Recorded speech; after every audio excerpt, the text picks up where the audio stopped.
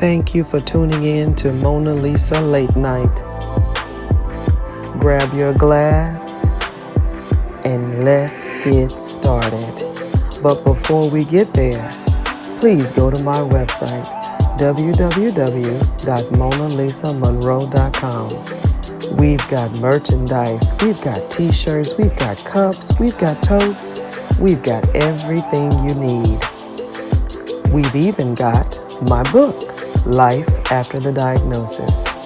So, let's go ahead, grab your glass, bottoms up, let's start talking.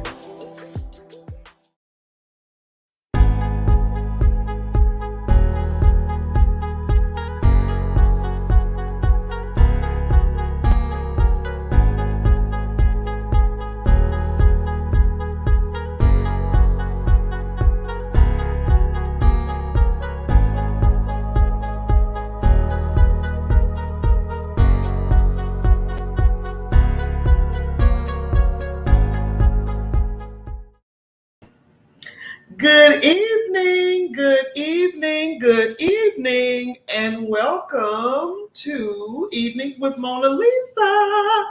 And yes again, we have Love Is Series Part 3 happening for you. If you missed it this morning, we had an awesome time. Please go to the Mona Lisa Monroe Morning Show on Facebook, Twitter, YouTube, where else? Facebook, Twitter, YouTube. It might even be on Instagram. If you missed it, go check it out. Matter of fact, all month long, we have had amazing couples on the show that we have questioned and poked and primed. And I want to thank everyone who was able to come on the show and spill their beans. What a wonderful time we had. So tonight, I'm not really sure, but we do supposed to have a couple come on tonight. So we shall see. Hopefully they'll be able to make it. But until then, as you know, my beautiful art gallery, that in the evenings we're only on for 30 minutes. So come on in. So I'm going to pretty much run this show until we can get our wonderful guest to pop on. And I can basically answer the questions or whatever the case may be. I mean, hey, it's whatever. So question number one. Oh, we got some folks talking to me. Hold on.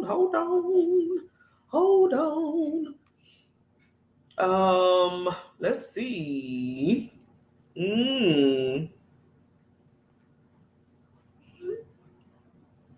Let's see. Why is it acting up on me? Hold on. All right, typo. There we go. Go to, okay. Don't you love it? Don't you love live TV? I know I do. I mean, it's it's all good. What can you just have to roll. You just gotta roll with it. Roll with it. And that's what I'm good at. So keep it moving. So anyway, we have some questions on the floor, on the table. I got like 3 different avenues that is basically tapping into everything. We've got LinkedIn. That's the one I couldn't think of. LinkedIn, YouTube, Twitter, and Facebook. And so I'm trying to address everybody because sometimes the comments are moving faster than I am. So I want to make sure that we're good.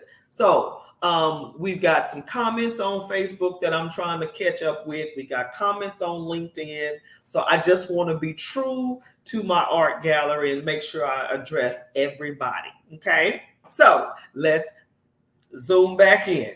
Love Is Series, and this is part 3. And my couple is hopefully going to pop on, but until then, we can definitely hold it down for them by answering some of the questions that the audience was giving this morning.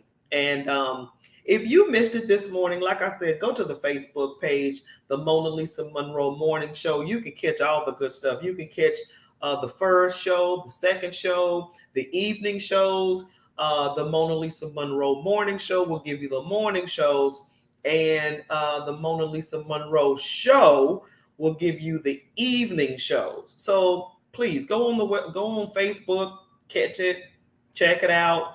Go on my Facebook, my website. You can catch it then.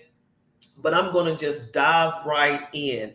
Love is Series Part 3, and I'm going to answer some of the questions that was happening this morning. So one of the questions was, what percent would you say love has in a marriage? Now, this morning I said that I think that love has 70% in a marriage. 70%. And then I even went into explanation mode, because everybody's like, okay, what you mean 70%? No problem. I can explain that. I feel like the reason why it's 70 is because love covers a multitude of sin. And love can basically work through and handle anything. So that's why it's 70% for me.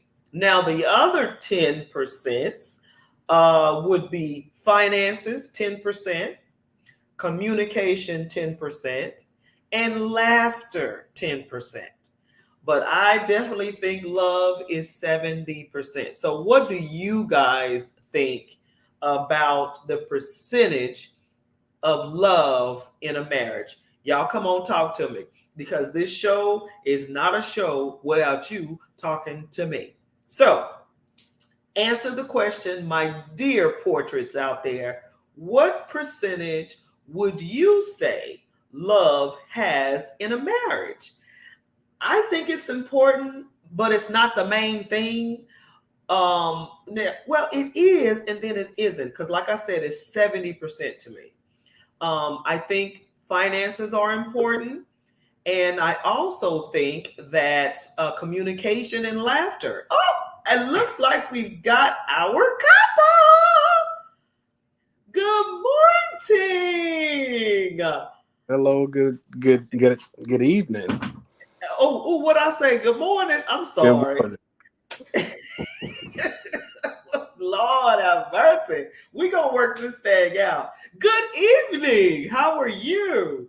I am blessed and highly favored. How are you, man? Oh, we got the church phrase going on. Let the church say yeah.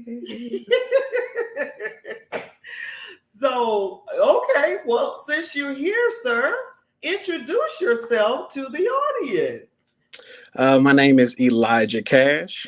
I am the son of this beautiful woman that y'all are have the joy of being your host for the evening and the host of this television and broadcast studio show. I am the second born son. I'm not sure if she's had claimed all of her children as of yet, but I am the second born, 92 baby. And very proud to call this woman my mother, and everything that I am today is because of the sacrifices and the things that she instilled in me today. So, sucky now. Well, I thank God for that. That's really that. Let me hold it together on that one. Hold it together. So I hope I taught you a little something in this area of love. Now, the month of February, it's the Love Is series. And we had couples all month long answering different questions from the audience. And basically, be honest, try to help somebody. And we're going to have audience members to chime in, questions, whatever the case may be. And I'm an open book, but try your best to be as honest as possible. That's the beauty of this show. The first question is, what percent would you say love has in a marriage? What percentage would I say love has in a marriage? Yes. Now, if you want me to go first while you think, I could do that, because I was just telling the audience before you got on that I think it's 70%. And the reason why I said 70 is because love covers a multitude of sin, which basically means love is going to work it out. Love is going to make it happen. Love is going to be forgiving. It's going to be unconditional. That's why it's 70%. And then you wonder, okay, you still got 30. Well, 10% of that, I think, is finances. Another 10% is laughter. And then the last 10% would be communication. So that's the reason why I said 70. Okay. With all things considered, I'm still going to go forward with 100%. Ooh, And okay. why I say 100% is because love is a sense of a foundation for a lot of different traits and qualities that go into a marriage and what makes a marriage compatible, right? So having trust, when you're talking about your finances, when you're talking about communication, there has to be a sense of not only respect, not only willing to sacrifice, not only those things, but there's a sense of love that's attached to it as well, right? Oh, You have to be willing to go in full-heartedly, knowing that I'm not going to always come out with it exactly my way, right? So there's right. the love that you have for the other person to know that you're sacrificing a bit of what you want for the betterment of somebody else. So Right. communication is in that, right? Finances is in that. Everything that you mentioned prior to has some sort of attachment to the feelings and the love that you have for one another. So I would go on to say that 100% of love is involved in a marriage at any given point, any given turn. Whether you forgiving somebody, you got to have love. Whether you trust in somebody, you got to have love. Whether you communicating with somebody, you have to have love. That's good. I like that because love is combined and connected to all of those things. So I feel you on that. That's a good one. That's a really, really good one. 100%. You really got me thinking on that one. That's a good one. Yeah, I love it. I Every think time you get, that's what I'm every here time for. you get on here. That's what I'm here for. To get me to thank it, That's it. Okay, so let's tackle the audience and see what they got for us. Oh, Okay. somebody said, "Amen, totally agree." So you got some audience members totally agreeing with you. Miss Preach. Tabitha Daniel, thanks for tuning in, Tabitha. So let's go with this next question. What is your take on the understanding of marriage in the 21st century? Now, that one, this morning, I was like, I'm going to be honest with you. It is nothing like when I was coming up. Marriage was honorable. Marriage was solid. Marriage was something that you were hoping for. And now it's like open marriage. Partner versus husband and wife title. It's just a whole bunch of stuff out there. I think my biggest takeaway from it, obviously, my background or what I'm trying to pursue in now as far as business wise is open up my own wedding and event venue, right? So That's right. I've done a lot of research on couples and not just the couples of the past, but the couples of now, right? To see what the difference is, what can drive revenue, what type of audience should I be searching for, everything else. And what I found is not only are we, getting divorced at a higher rate than we have in the pretty much Oh, that we know of, ever.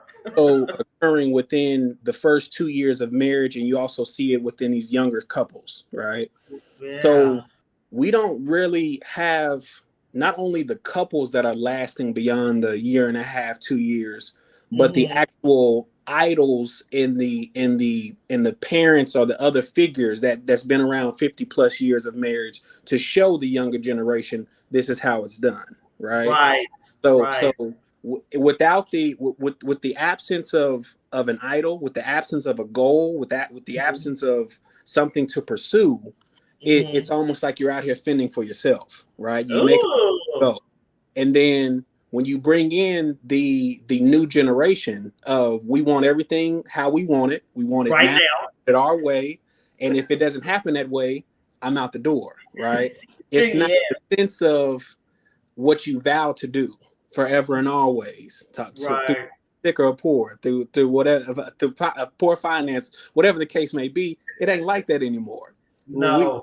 They sitting up there taking the photos for the Instagram. They ain't doing it in the light of the Lord, saying that I truly vow to be with this person for the rest of my life. So Is that hard to think about as a millennial or as someone, someone young? It's like for life. What?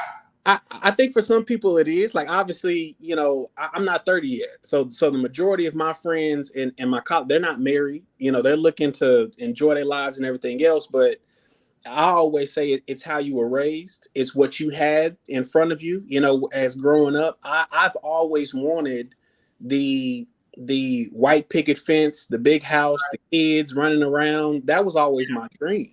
So Yeah. Yeah. living in what I wanted to pursue. My friends, Right. they not looking to do those things, and that's perfectly fine. But Right. when it comes to establishing those relationships that's going to last 50 plus years or for the rest of your life, you have Hmm. to be able to find somebody like-minded and pursuing the same thing that you are, because if they don't believe that you're going to be able to last forever and you do, well, guess Hmm. what, it ain't gonna work. Right. Because one Right. person already has a foot halfway out the door while you sitting here solid in your foundation. So So that's where the issue comes up. it's so interesting to me how the younger generation sees marriage. Like, one of the things is I'm gonna live with you first before I walk down the aisle because I need to know what I'm dealing with. And I'm Right, like going, that was not heard of when I was growing up. You were right. not living with anybody until they put a ring on Like they say, you wasn't shacking up. You wasn't shacking up with nobody until you had a ring. And I will say that the times are a little bit different. I don't really know of couples nowadays who don't spend extended amount of times with each other, either it. living together or being relatively close or whatever the case may be, prior to being married. Mhm. You just really don't see that anymore. It's like I want to rent before I buy, kind Yeah, of it's situation. jacked up. I want We to got be able to have every sort of check mark on my checklist before I even think about stepping foot up there in front of. Oh Lordy. Okay, so we've got yes, let them know, cousin. And then we got Amen, Elijah Cash. And we got I totally agree. So you got some fans going on. So We what just is the your what truth. We is just our truth. That's all we doing. so because I know I raised you to have different, a core belief system and ethics and morals, but you grow, you can do what you want to do. Right. So you dated for a while before you chose to be married. Absolutely. So was that the vetting process that youngsters do now? You date for like 5 years until you really really know. Well, well, it was slightly different for me because it wasn't just like me dating as a grown man. It was I met my wife my freshman year in college, right? Okay, okay. So going through, I guess, the vetting process, if you would, it wasn't necessarily the same being in college. Everybody who's been there in that environment, you kind of know, like, all right, if we make it out of here, we something for real, for real. Like it was kind of one of those because there's so many different temptations and all different, That's true. things that's going on. That's true. But and then also the fact of you being a 18, 19-year-old kid and dating versus you being out of college 22, 23, 24 years old and then starting a relationship there. So I'm not going to say like they didn't necessarily matter or anything like that. It was just the very first brick of the foundation when we were dating in the beginning part. When we got out of college and it was all the distractions gone, it's you and me. It's focusing on what can we build on, when you really have that opportunity to get to know one another without anything else going on. That's when you kind of start the timer, because you've now grown a little bit. You lose the distractions. You get to have more of that, one-on-one real conversation, real life situations too. Those things to kind of lean on and then decide to kind of build from there. So that's why our dating kind of lasted a little bit longer. It was like, okay, well, we graduated, but let's get into some of this real stuff now. Let's kind of figure this part of it. You're right, because high school, college, you doing this, you doing that, you're doing this. Right. And then when you're out, it's me and you. It's me and you. Do I really like you? Do we really, really get along? And it reminds me of someone in the military. Marriages last for 20, 30 years because he gone. Right. But the moment that he retires and comes home, women are like, wait a minute, I don't really like you, and that's a lot of situations, Right. Whether it's long distance, whether it's, whatever the case may be, the pandemic. Oh my goodness. Now the pandemic was real for a lot of couples. It was eye-opening. It was eye-opening because there was no outside. You could not go to work and have 8 hours of peace or whatever you want to see it as. Right. You were looking at your children. You were looking at that spouse. Yep. And do I really like you? Yeah. Do I like y'all for real? Wait. Yeah. Right. It was real. And believe it or not, a lot of couples split during the pandemic, and some even got closer. It just depends. It just depended. Absolutely. So next question on the floor. Would you have waited now that you know about marriage? Now, that was a question that was very interesting for me. And I said, I would have waited, because back then, I can only, go with what I know. I was 23 years old. I did not know who I was at 23. Right. And then when I started to know who I was, I looked like a totally different person. And so the person who I was married to was like, why you changing? Why you tripping? And I'm like, it's me. So you got married at what age? I was 25. Right. So would you, now that you know, would you have waited until later? Or are you good?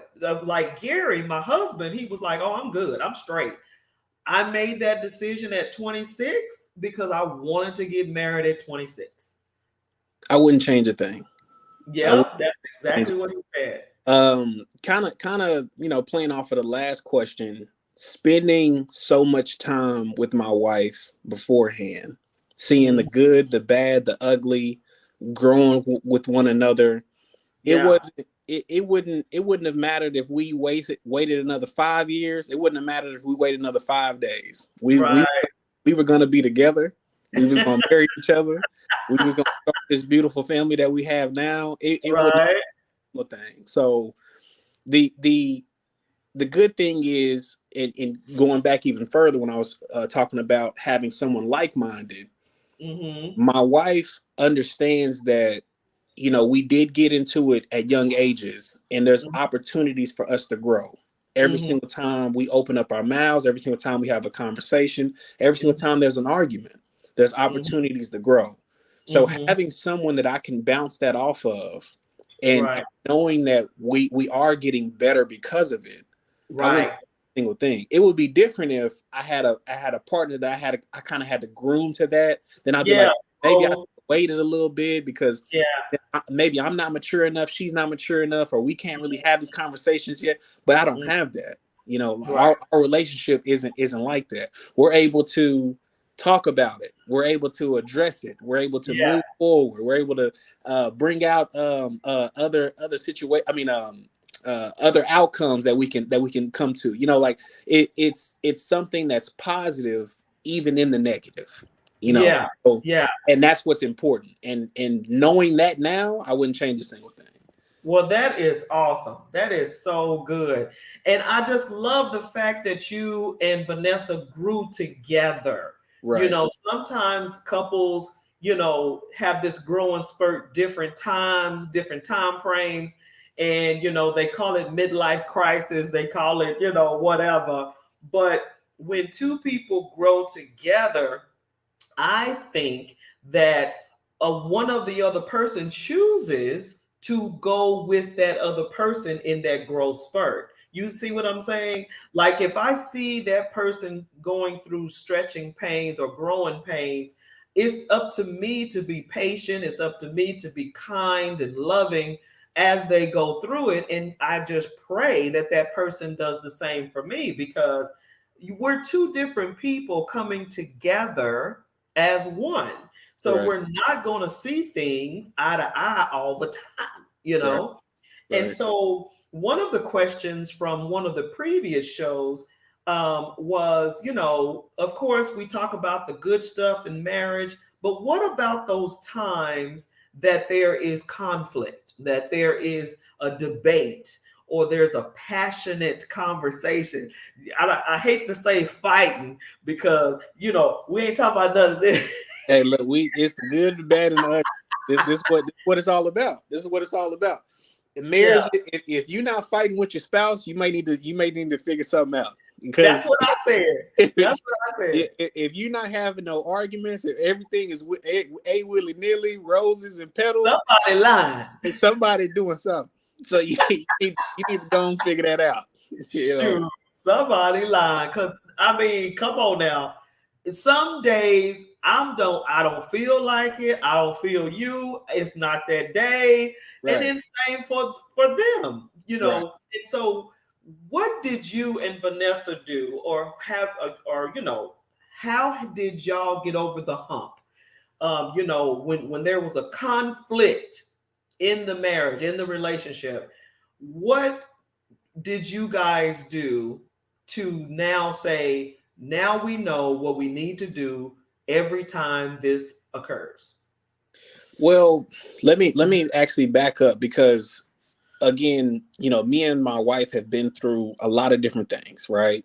Being together for so long. We just now hit 10 years this week. We've actually been together, you know, so we've only been married for 3 going on 4 this year, but we've been together for 10. Oh, wow. So it hasn't always been perfect. It hasn't been, you know, roses, petals, and everything else is going on. So when those moments came where we thought it wasn't going to work, where we thought that there was nothing else that we can do, it was number one, going to God. Right. Because if he's not in the center of it, then it's going to fail regardless. So that was allowing ourselves to grow, and not necessarily together initially. It was to, Elijah, you grow with your relationship with God. Vanessa, you grow with your relationship with God. And then from there, we're going to grow together. Right. But that's how it initially started, right? And then it went from, now that we have some spiritual growth and personal growth, are we able to use that to better our relationship, right? Right. How can I address this a different type of way to where it's not affecting her this way? Or how to explain this a different type of way to where she's not reacting this certain type of way? It was basically just caring. You know, we talked about how love, or I explained how love is being 100% involved in it. It's basically loving my wife enough to say, I'm going to put forth an effort to figure it out. Right. So going to God, going into prayer. There were times where, you know, my mother is a witness to it. I call her and say, Mom, this is what's going on. I need some prayer. I need some help. I need some scripture. Whatever Right. my Right. mother, my spiritual backbone for everybody on the phone call. So it wouldn't take nothing but 2 seconds for her to say, go read X, Y, and Z, Psalm this, that, and the third, and go read the story on this. Call me back. It was almost like a prescription. Take this and call me in the morning. I'm And telling you, that lo and Bible. behold, it would be something that was right on track with how I was feeling in the moment, how I was feeling towards my wife, how I was feeling in my relationship, whatever the case may be. Mm-hmm. And it allowed me to kind of break it down, because everybody always feels like, oh, you know what? Everybody can't be going through this. All right, there ain't no way, you know, this Yeah, happened. I'm the only one. I must be the only person. Yeah. And when you get to the word, you be like, well, wait a minute. It show do say right here. Everything. It show say this already now, you know. Yes. It show is It's talking in about there. everything I'm going through right now, you know. It's in there. It humbles you. I'm telling you, the Bible is applicable right now. But you know, you can only know that if you read it. Right. You can only know that if you read it. So when you read it and you know, just read it, because it's in there. And whenever you go through something, God is gonna pull it. He gonna pull that scripture. You're gonna be like, wait a minute. I remember it's in there. So every time you have a hard time or you don't understand or whatever, just get quiet, ask the Lord, he'll give it to you. But he can't work with nothing if you ain't got nothing in you. Trust me. I'm gonna tell you. And for the people that, you know, I ain't saying that you have to, you know the Bible front to back to front, anything like that. Just have a sense Get a gist of his presence in your life. Yeah. And you just all of a sudden things just start to open up a little bit. You be like, man, I didn't see that before. Yeah. Or, man, I sure can do that. And man, this scripture show this, say that. Just be open to it, and he'll do the rest. He'll do the rest. Right. Matter of fact, I'm gonna have to call you after the show, because earlier we ended up getting disconnected. So I need to call you on the situation that we were talking about yesterday. Okay. Yeah, I got to catch up on you. Mama, so that on the we on the show right now. You over talking about let me call you about something? No, that's sort of outside of what we talked about. But Lord, y'all please don't log off. I know y'all listen to my mom talking about personal calls. We still here. That's your business. So you know. All right. So we got, how important is finances in a marriage? Oof. Like I said, I think it's 10. And Gary was saying, important is it? No, people don't understand. Finances will ruin a marriage. Oh yes. One of the leading reasons why people get divorced, even sometimes considered over cheating and being with someone, adultery, and everything else. It is. I will say this. If you're vetting or courting, or whatever the case may be, and you're preparing for marriage, that conversation needs to already been out and about. If you getting married, or you just not got married, and you talking about what the finances looking like, baby, you done missed it. Wait a minute. How about what's your credit score? Right. You got it, and I hate to say it, but it's one of them things to where you need to have the most information possible to best equip yourself for the future with this other being, right? Ooh, you better believe it. That you're about to get into. Oh, now that I'm married, I can go buy this house. I'm gonna go buy this car. We gonna have our kids. We gonna do X, Z. Well, guess what? None of that happens if you don't have your finances in order. That's right. You can't buy that house with the picket fence. You can't buy that brand new Lexus or Benz that you want. You ain't about to 5-6 babies. Right. Everybody think you just let them have some kids. Them kids cost some money. Gary said finance love. I can't finesse you without the finances. Okay. No, now look, hold on. That's Gary. Y'all can still do things without having a single penny on the table. But Look, I don't be told him. expecting something that I that told that him. requires finances. That's what I'm saying. Don't be expecting one of these drastic things to check off your list when you get married. When your man sitting over there with a credit score of 250, that just You ain't gonna be able to do it. Okay, we got Great Wisdom Elijah. And then we've got That Is Your Mom. She is an amazing resource. Amen. Thank you. Yes. Destiny, Treasury, Justin, Maya. Who else is on here? Ooh, Tabitha. Thank y'all. Diane. Thank y'all for chiming in. We got one more question for Elijah. And the evening shows is about 30 minutes. The morning show is an hour, so we're gonna have to get you and Vanessa on one of these mornings that both of y'all are off or something to get you guys back on the show. We working on the finances, ain't it? We ain't both off in no morning. I tell you. or we could do a longer show at night, but I just gotta prep it. So, okay. What do you think the key to marriage is? Now we're talking about your marriage because everybody's different. So, what do you think the key to your marriage is? The key to marriage is understanding that there's more than one key needed. Look at here. Is he deep? Now is I'm he deep, audience? Because a lot of people get it confused. They're like, oh, the key to marriage is communication. You hear that a lot. As long as you communicate, everything will be all right. Well, I know some people that communicated perfectly fine. They're not together. Okay. Oh Lord. It's understanding. Understand that it's not just one single thing that's just gonna magically make your marriage work. It's never one single thing. Yeah. It's gonna be the communication. It's gonna be respect. It's gonna be love. It's gonna be trust. It's gonna be fine. It's gonna be being together. It's gonna be whatever it is that it takes to make your marriage work. That's what it is. So don't go into a marriage thinking that, oh, I got one key to success, and once I put that bad boy in and twist it, that door gonna open. It's one of them doors that got about 50 locks on it, and you need to make sure you got all your keys ready. That's what the key to success is. Emma said, not finances. Wait a minute, Emma. Finances too, Emma. Oh, not for finesse. That's what she said, not finesse. Oh, finesse.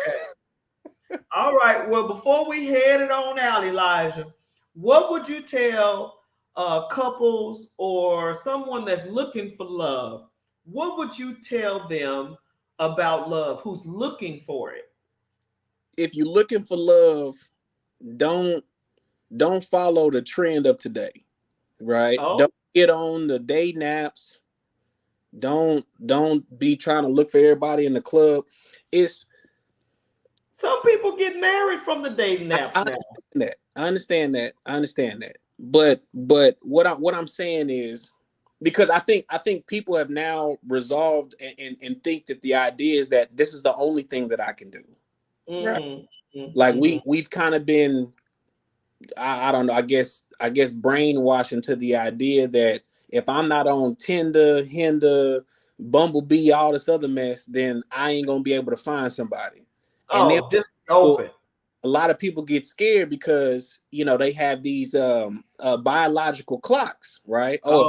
If by this time I ain't gonna find this, I ain't gonna have these babies, I ain't gonna have these kids. Number one, love yourself.